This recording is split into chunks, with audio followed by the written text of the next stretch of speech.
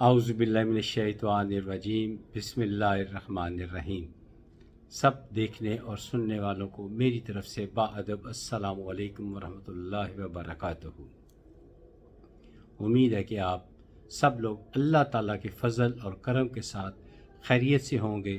اللہ تعالیٰ آپ کو اپنی حفظ و امان میں رکھے، صحت اور ایمان والی زندگی عطا فرمائے، ہنستا کھیلتا رکھے۔ آج میرا جی چاہ رہا ہے سید عطا اللہ شاہ بخاری رحمۃ اللہ علیہ ان کے بارے میں ذکر کرنے کا۔ اچانک ہی ایک مضمون جو تھا وہ میرے سامنے گزرا، پڑھا، دل کو چھو لینے والا تھا، تو اگر میں نے پڑھا، مجھے اچھا لگا، تو میرے چاہنے والے ہیں وہ کیوں محروم رہیں؟ تو سنیے،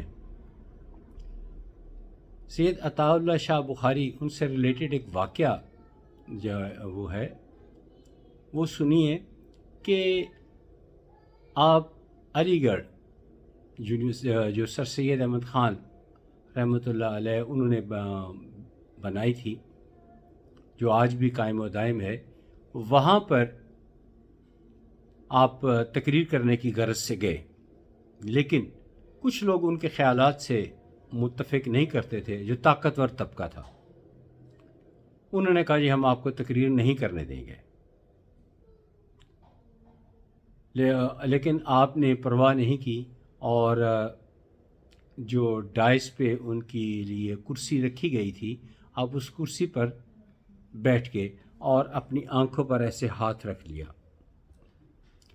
اب مضمون میں لکھا ہے، اب پتہ نہیں جس نے لکھا ہے وہ جانے، اس کا کام جانے،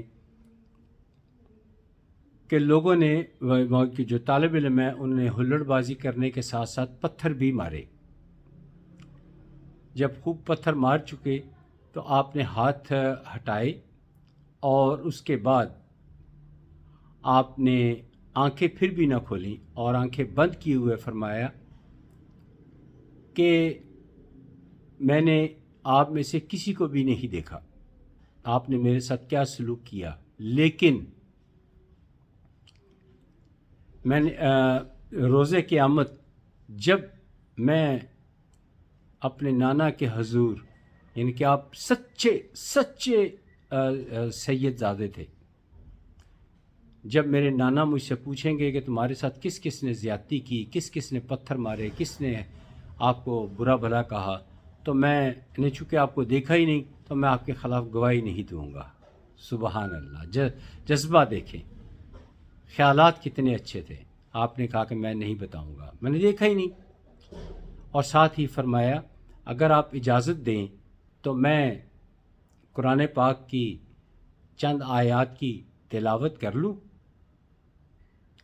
آپ نے فرمایا ضرور، یہ آپ کر لیجئے، تقریر نہیں لیکن آپ تلاوت کر لیں۔ آپ تلاوت اتنی اچھی کرتے تھے کہ دلوں کو چھو لیتی تھی، لوگ محو ہو جاتے تھے۔ یہاں تک لکھا گیا ہے کہ پرندے وہ بھی ٹہنیوں پہ بیٹھ جاتے، چہچہانا چھوڑ دیتے، خاموشی سے ان کی جو تلاوت ہے وہ سنتے۔ آپ نے تلاوت کی، تمام طلباء جو بڑے بھڑکیلے اور غصے والے تھے ان کے دلوں میں ادب پیدا ہوا۔ اور یہاں یہ بھی بتاتا چلو کہیں بھول نہ جاؤں کہ آپ کی تلاوت سن کر ایک انگریز بھی مسلمان ہو گیا تھا۔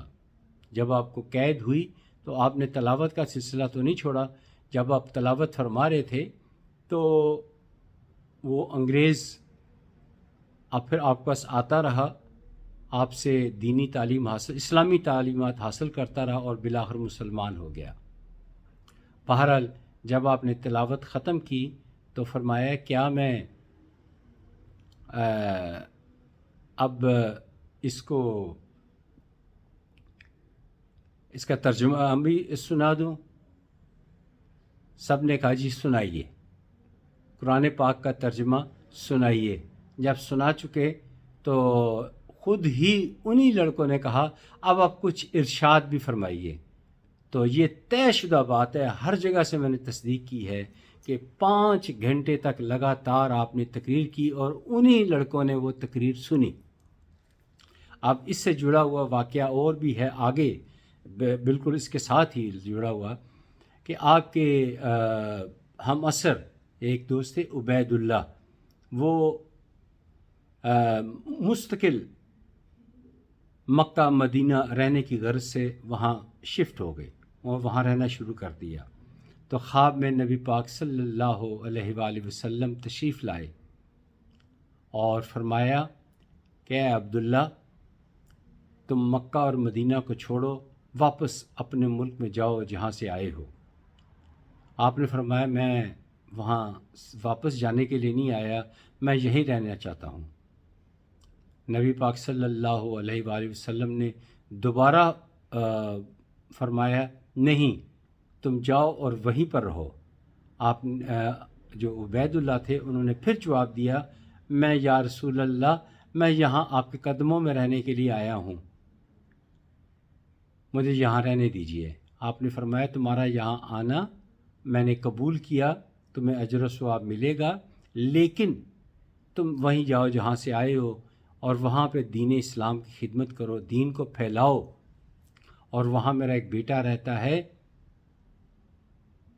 سید عطا شاہ بخاری، اس کو میرا سلام بولنا اور صرف کہنا کہ جو تم نے ختم نبوت کے سلسلے میں جو محنت کی ہے مجھے بہت پسند آئی ہے، مجھے راحت مل رہی ہے، اور میرا سلام بولنا۔ تو یہ تھے سید عطا اللہ شاہ بخاری، جن کے بارے میں میں نے انتہائی مختصر بیان کیا ہے۔ امید ہے آپ کو پسند آیا ہوگا۔ اگلی ویڈیو تک اجازت دیجیے۔ خدا حافظ۔ السلام علیکم ورحمۃ اللہ وبرکاتہ۔